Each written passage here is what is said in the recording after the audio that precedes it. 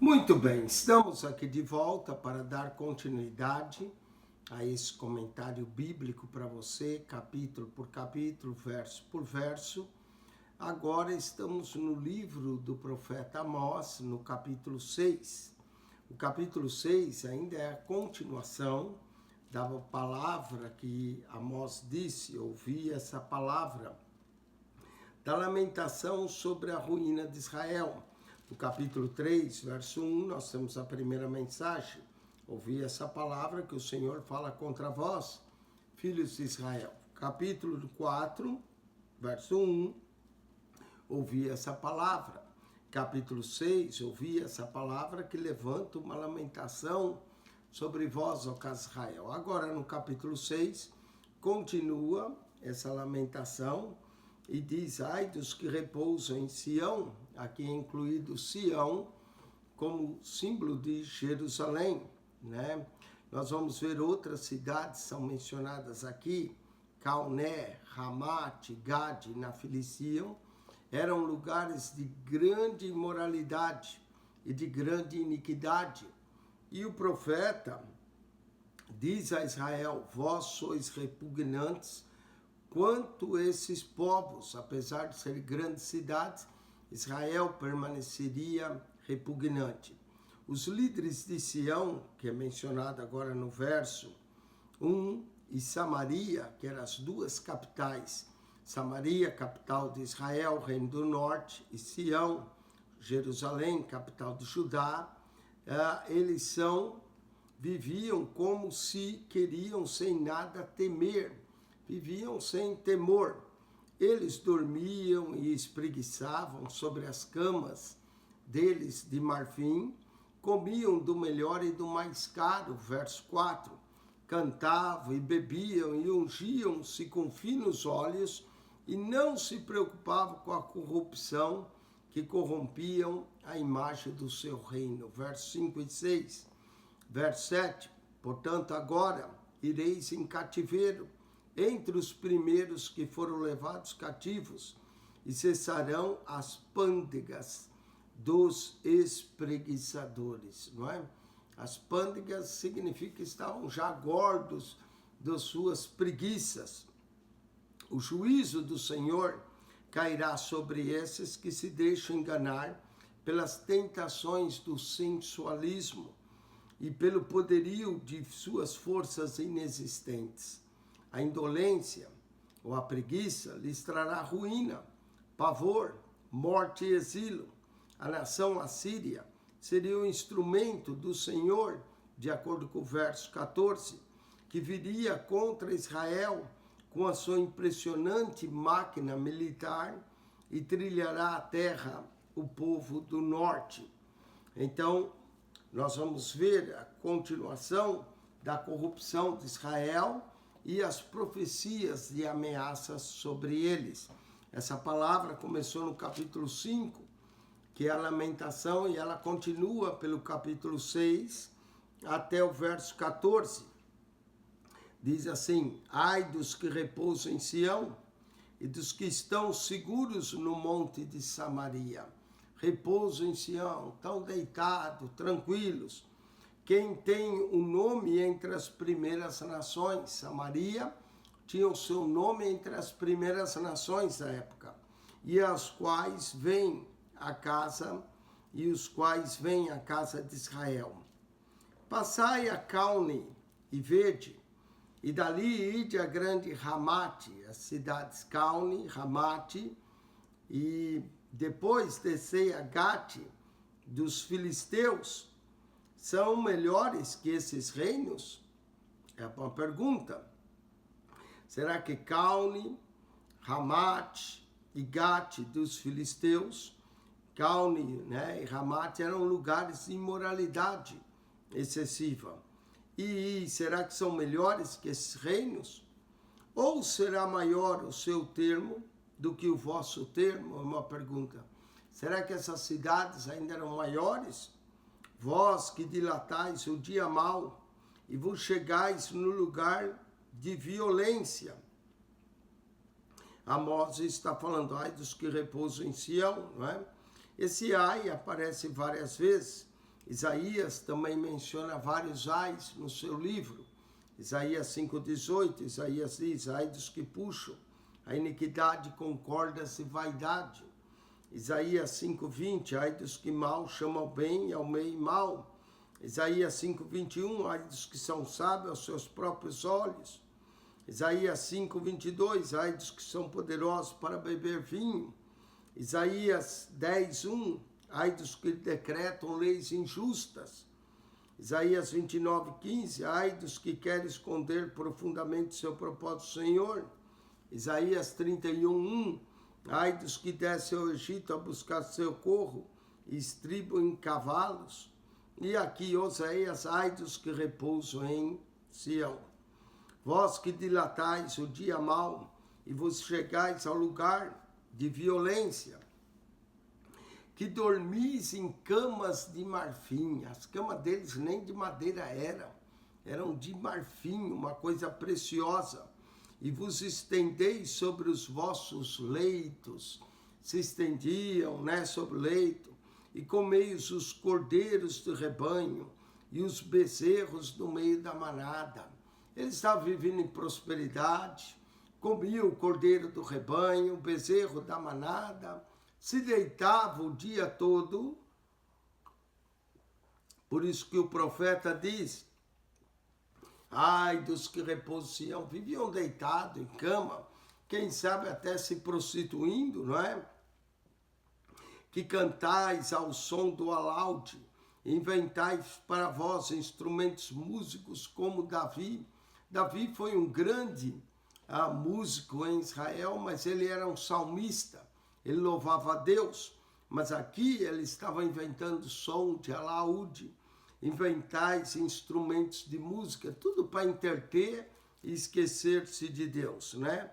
Nós vemos nesse verso de Amós 6,5, que por meio desse verso sabemos que Davi, além de pastor, era rei poeta, músico e cantor, e foi inventor de diversos instrumentos músicas, né? Mas eles aqui inventavam instrumentos de música para entretenimento, não para adorar o Senhor e louvar, como Davi fez.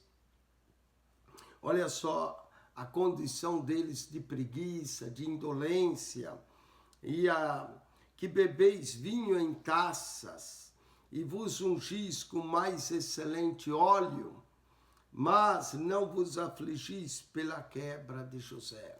Bebiam vinhos em taça, se ungiam com óleos, considerava-se o povo ungido, mas não se afligiam pela quebra de José, por Efraim. Não conseguiam lamentar, queriam viver esplendidamente, regaladamente.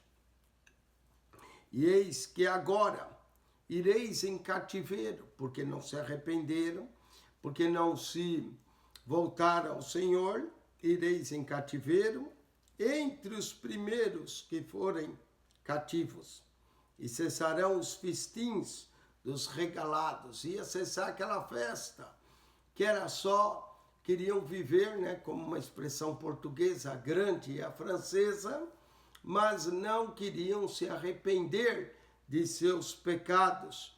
Então irão cativos e cessarão o festim dos seus regalados. Verso 8. Jurou o Senhor Jeová pela sua alma. O Senhor Jeová jurou pela sua alma. O Senhor, o Deus dos exércitos. Tenho abominação pela soberba de Jacó. O povo se tornou soberbo. O povo só queria festejar, queriam beber vinho, deitar em suas camas de marfim, preguiçosos, soberbos, e aborreço os seus palácios. Entregarei a cidade e tudo que nela há. Deus prometia, jurou, até pela alma, como se o Senhor tivesse alma, não é? Jurou pela sua alma que os entregariam a cidade e tudo que neles há.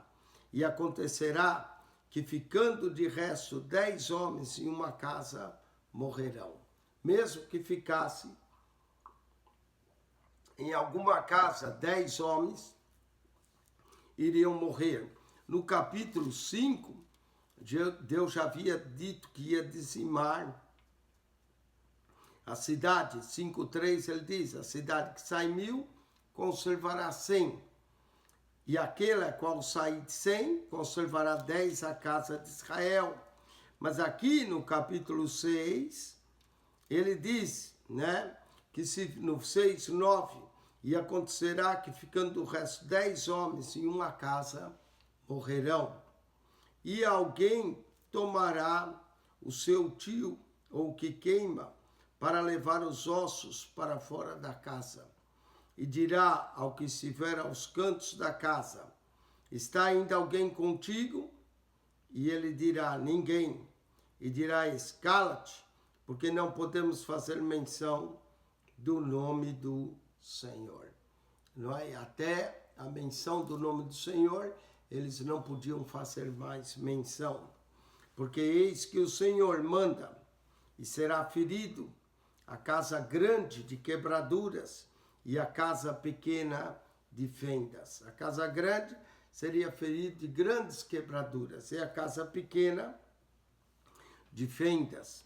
Poderão correr cavalos na rocha, poderão lavrá-lo com bois, porque haveis vós tornado o juízo em fel e o fruto da justiça em alosna.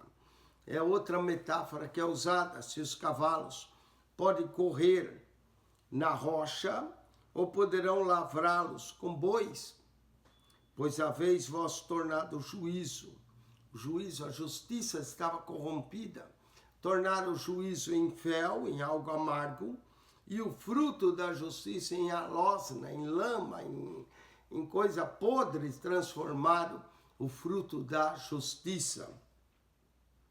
Vós que vos alegrais de nada, vós que dizeis, não, nós não temos nós tornados poderosos por nossa força, se exaltavam, achavam que tinham se tornados poderosos pela força, se esqueceram de Deus, que era Deus que tinha abençoado eles, mas se voltaram aos ídolos, às coisas vãs, vós que vos alegrais em nada, vós que dizeis, não nos tornemos, não temos nós tornado poderosos por nossa força, porque eis que eu levantarei sobre vós, ó casa de Israel, um povo, diz o Senhor Deus dos exércitos, e oprimir-vos-á desde a entrada de Ramate até o ribeiro da planície. Esse povo que o Senhor disse que tinha levantado seria o povo da Síria, porque eis que eu levantarei sobre vós, ó casa de Israel, um povo, diz o Senhor. Olha, esse julgamento veio 30 anos depois. 30, no máximo 40 anos, aconteceu a destruição pela Síria. Aquela geração ali que ouviu as profecias de Amós, uma geração 40 anos mais tarde, viu tudo se cumprir. Porque eis que eu levantarei sobre vós, ó casa de Israel, um povo, diz o Senhor Deus dos exércitos, e oprimir-vos-á desde a entrada de Ramate, que ficava ao norte, até o ribeiro da planície. E com isso encerra o capítulo 6, que é a continuação do capítulo 5, né? A palavra que veio do Senhor. Agora, capítulo 7 a 9, nós vamos ter 5 visões. Amós pode ser chamado também o profeta das visões, como Zacarias, como Ezequiel, não é? Nós temos Ezequiel, profeta que teve várias visões entre os profetas maiores. Amós e Zacarias tiveram também várias visões. Mas adiante, estudando os profetas menores, nós vamos ver as visões de Zacarias. Zacarias teve 8 visões sobre o futuro restabelecimento de Israel. Amós, 5 visões. Essas 5 visões de Amós ressaltam o julgamento de Israel, aqui do capítulo 5, 7 a 9. Capítulo 7 a 9, as visões de Amós, não é? Nós podemos dividir o livro em 3 sessões. Capítulo 1 a 2 de Amós são 8 nações que profetizaram, né? Que ele profetiza contra Síria, Damasco, Filisteia, ou Filístia, não é? Que ele profetiza contra Gaza, Tiro, que é Fenícia, Edom, que é o povo descendente de Esaú, Amon e Moabe, que são os filhos de Ló com suas filhas. 6 nações, Judá e Israel, capítulo 1 e 2, 8 nações. Capítulo 3 a 6, nós temos 3 mensagens. Capítulo 3, verso 1, palavra do Senhor, ouvi a palavra do Senhor. Capítulo 4, 1, ouvi essa palavra. Capítulo 5, ouvi essa palavra. E o lamento, capítulos 5 e 6. Agora, capítulo 7, do 9 até o verso de número 14, o verso 10, nós vamos ter 5 visões, não é? De Amós. As 5 visões de Amós ressaltam o julgamento de Israel. Nas primeiras 2 visões, aparece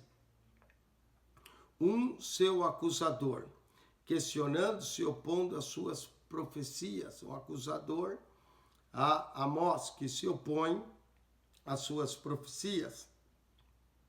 Após tratar com esse elemento, Amós recebe mais 3 visões. A soma de todas indica que o dia do Senhor é inevitável e o povo será severamente sentenciado. A primeira visão, Amós 7, 1 a 3, é a visão dos gafanhotos. Na primeira visão de Amós foi a dos gafanhotos, holocaustas, devoradoras. Esses comerão as plantações do rei ou a primeira cevada. Não é? A praga dos gafanhotos é uma das 7ª praga que atingiu o Egito. É também a praga pela qual Joel inicia o seu livro. A destruição causada pelas pragas foi tal que não sobrou nada para uma segunda ceifa, que costumava fazer os judeus. O rei recebia as primícias da colheita e o povo que fosse escolhido na segunda ceifa. Ao observar essa mensagem visualizada pelo profeta, intercedeu pelo pequeno Jacó, que representa Israel, e o Senhor retirou a sua mão por causa da intercessão de Amós. O julgamento, então, foi adiado. A segunda visão, Amós 7, 4 a 6, é um fogo consumidor. Fala do instrumento da justiça. Na segunda visão, Amós, o fogo ameaça as águas e a terra. O abismo mencionado no verso 4 fala das profundezas do mar. Seria novamente um holocausto terrível que lamberia as águas de Israel e carbonizaria a terra daquele povo. Porém, o profeta clama de novo a Deus e ele, pela segunda vez, volta atrás e diz que não acontecerá. Tem uma outra visão agora, a visão do prumo. A terceira visão é de um prumo. Prumo era usado na parede para ver se a parede não estava torta, não é? O prumo é alinhado com a casa de Israel. Deus nota que a casa está se inclinando, prestes a cair. Não foi bem edificada.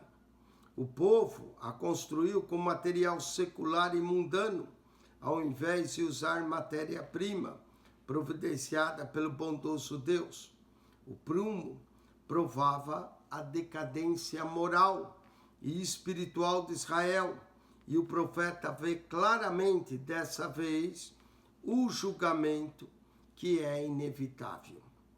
Ele não intercede e percebe que será impossível dessa vez evitar a derrocada dessa nação escolhida. A reação das visões. Amós 7, 10 a 17. Amazias, um sacerdote de Betel, não gostou das predições de Amós e acusou de conspirador. Parece Jeremias, não é, que também foi acusado pelos homens de Jerusalém de conspirador. Esse homem não era um sacerdote verdadeiro, por ter sido envolvido pela impureza daqueles dias.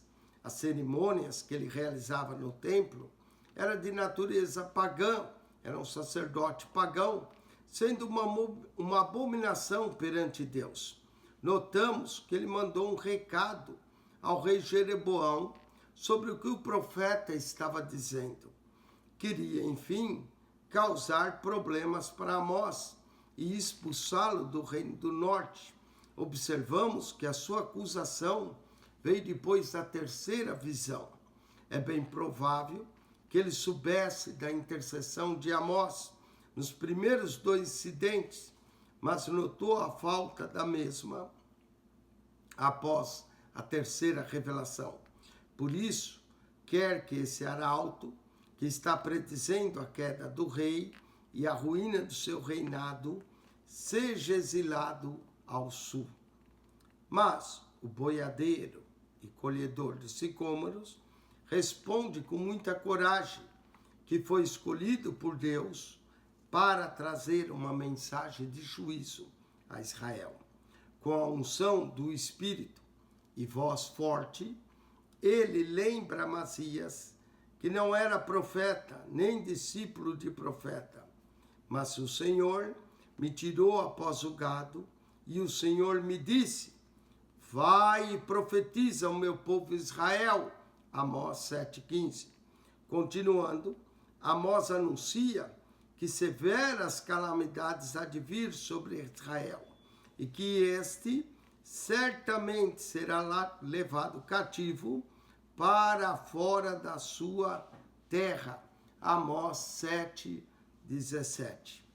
Evidentemente, nem o rei Jeroboão, nem Amazias fizeram qualquer mal ao profeta, pois não se encontra qualquer registro disso nas páginas do seu livro. Vemos nisso que Deus estava com seu porta-voz e que ele ainda tinha mais para Amós fazer. Vamos então a essas 3 visões. A visão da locusta, que são gafanhotos, do fogo e do prumo. O Senhor Jeová assim me fez ver. Amós recebia suas mensagens através de visão. E ele diz: o Senhor Jeová assim me fez ver. Eis que ele formava gafanhotos no princípio do rebento, ou seja, antes da ceifa, no princípio, quando começava a arrebentar os primeiros frutos, ele formava gafanhotos no princípio do rebento da erva seródia. Eis que a erva seródia, depois da cegada do rei, que é a primeira colheita, não é? Ele viu então essa praga de gafanhotos. E aconteceu que, como ele tivesse comido completamente a erva da terra, eu disse, olha a intercessão: Senhor Jeová, perdoa, como se levantará agora Jacó, pois ele é pequeno. Então ele clama ao Senhor que tenha misericórdia. Amós não é só um profeta de juízo, é também um intercessor. Ele viu que se viesse aquela praga, a praga de Joel foi para o reino do sul, mas a praga que Amós viu é que se viesse aquela praga, como é que se levantaria agora Jacó? Pois ele é pequeno. Ele anuncia e pede. Então, olha o verso 3. Por causa da intercessão, ele viu a visão da destruição, intercedeu, e por causa da intercessão, então o Senhor se arrependeu disso. Não acontecerá, disse o Senhor. Olha aqui, a visão era de uma destruição da colheita, mas devido à intercessão de Amós, o Senhor se arrependeu e disse: não acontecerá. Mas vem uma segunda visão. Assim me mostrou o Senhor Jeová. Eis que o Senhor Jeová clamava que queria contender por meio de fogo. Então Deus ia mandar um fogo consumidor, e consumiu o grande abismo, e também queria consumir a terra. O fogo iria consumir tudo, o grande abismo, né? Alguns veem no grande abismo fogo como o inferno, e consumiu o grande abismo, e também queria consumir a terra. Então, verso 5, olha o intercessor de novo, profeta intercessor. Então eu disse, Senhor Jeová, cessa agora, como se levantará Jacó, pois ele é pequeno. Se viesse a praga de gafanhoto, acabava, Jacó não se levantava mais. Se viesse esse fogo consumidor, também era o fim de Jacó. Então, pois ele é pequeno, a intercessão dele.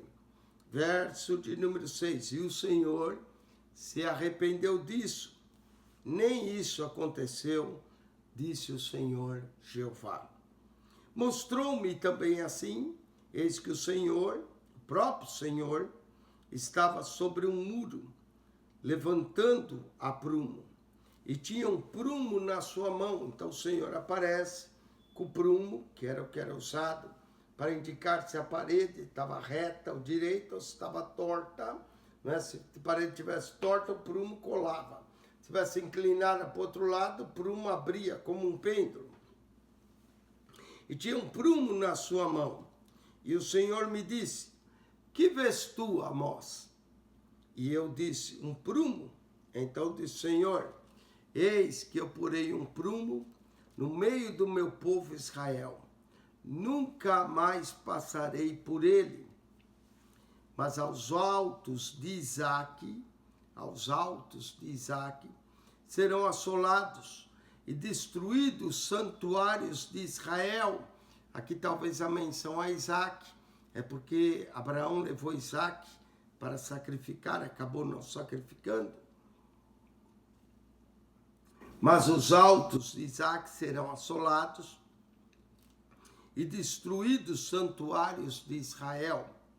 E levantar-me-ei com a espada contra a casa de Jeroboão.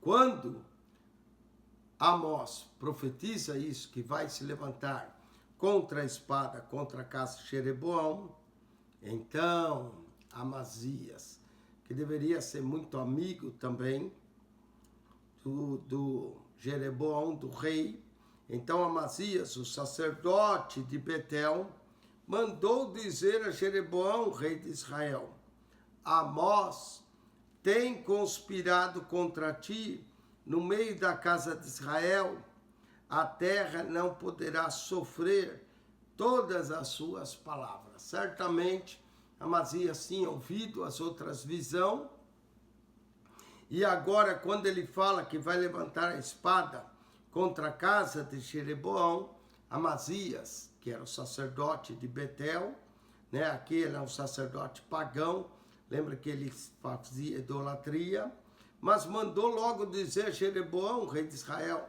Amós tem conspirado contra ti, no meio da casa de Israel, e a terra não poderá sofrer todas as suas palavras. Porque assim diz Amós, Jeroboão morrerá à espada, Israel certamente será levado para fora da sua terra em cativeiro. A palavra era verdadeira, não é? Ele foi logo denunciar Amós para Jeroboão, que era o rei. Depois, Amazias disse a Amós, vai-te, ó vidente, foge para a terra de Judá, e ali come o pão e ali profetiza.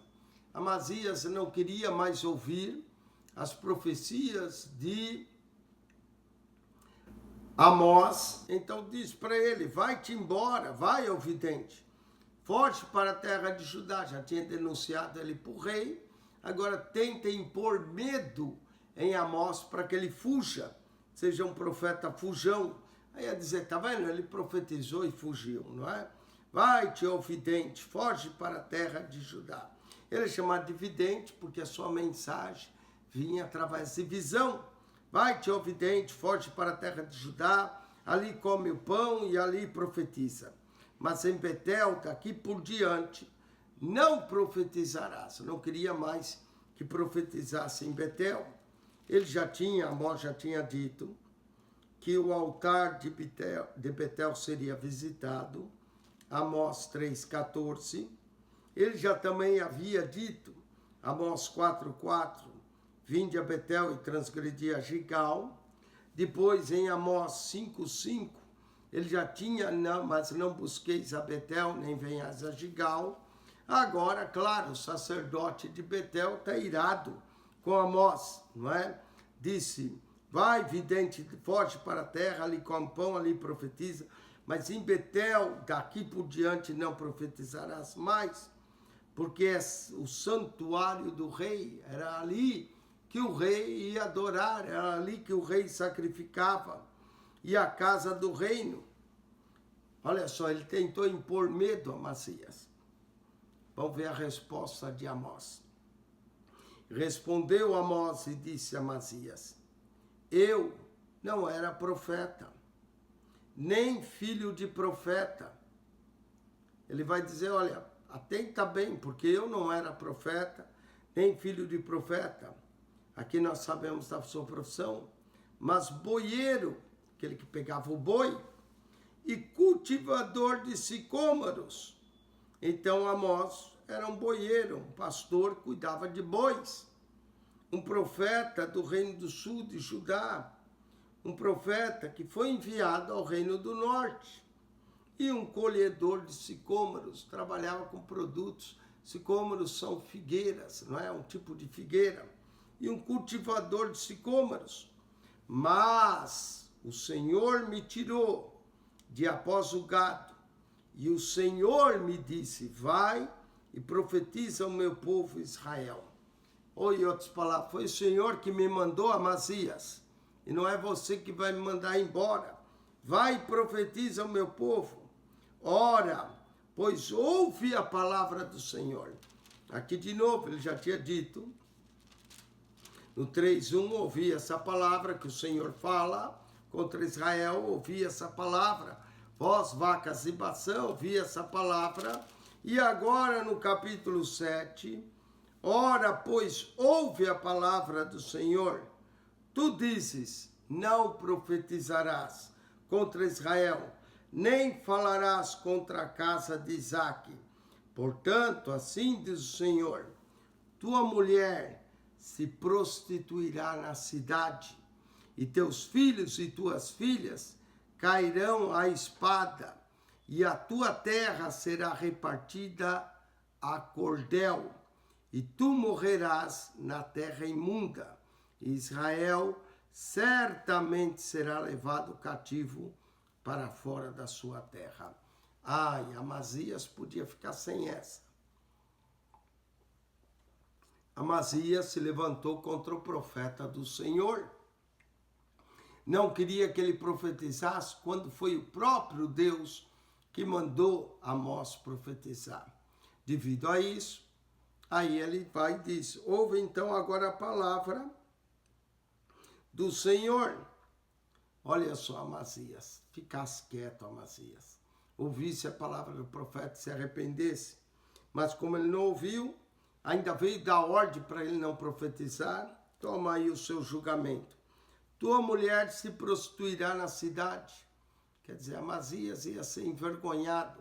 Sua própria mulher ia se prostituir. Teus filhos e tuas filhas, que ele devia ter vários, né, filhos e filhas, cairão à espada na cidade. E a tua terra será repartida a cordel, será cortada toda. E tu vai morrer em terra imunda. Olha, Deus não ia matar Amazias, não ia deixar ele ver toda essa desgraça, sua mulher se prostituindo, seus filhos e filhas caindo à espada, e ele iria morrer lá em terra imunda, fora de Betel. Israel certamente será levado cativo para fora da sua terra. Com isso, com essa palavra de julgamento, concluímos o capítulo 7. 3 visões. Visão da locusta, que não veio devido à intercessão. do fogo consumidor que não veio devido à intercessão, mas a do prumo. Essa do prumo, o profeta não intercedeu, porque Israel era cambado, né? Estava torto. E ainda vem esse sacerdote de Betel querer impedir ele de profetizar, e olha só a juízo que veio sobre ele. Com isso nós concluímos o capítulo 7, nós vamos voltar para comentar o 8 e o 9, para concluir o livro do profeta Amós. Livros pequenos, mas que mensagens poderosas. Eu não consigo comentar esses livros e ler sem me impressionar da coragem desses profetas. Que Deus vos abençoe ricamente em Cristo Jesus, que a graça de nosso Senhor e Salvador Jesus seja contigo, o amor de Deus, nosso Pai, e a comunhão do Espírito Santo. Quem esteve convosco, pastor Eugênio Piacentini.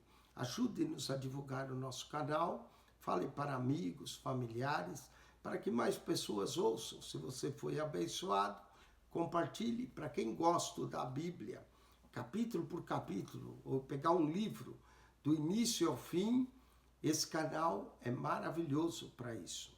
E para quem quer consultar, por exemplo, você quer ver o que o pastor falou lá em Joel, capítulo 2, você põe Joel 2, PR Eugênio Piacentini no search e você acha.